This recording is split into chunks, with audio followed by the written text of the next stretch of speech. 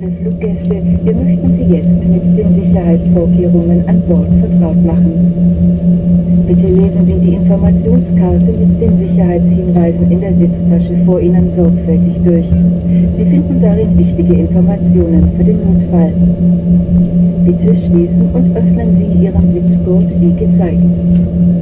Dieses Flugzeug hat 4 Notausgänge, die mit dem Wort Exit oder Sortie gekennzeichnet sind.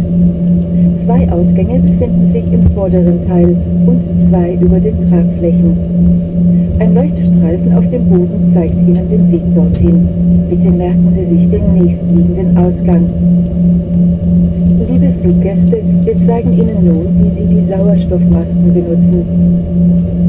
Bei einem Druckverlust in der Kabine fallen automatisch Sauerstoffmasken aus der Kabinendecke.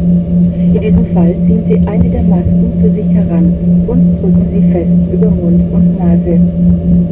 Legen Sie das Gummiband um den Kopf und atmen Sie normal. Bitte legen Sie Ihre eigene Maske an, bevor Sie anderen Passagieren helfen. Vielen Dank für Ihre Aufmerksamkeit.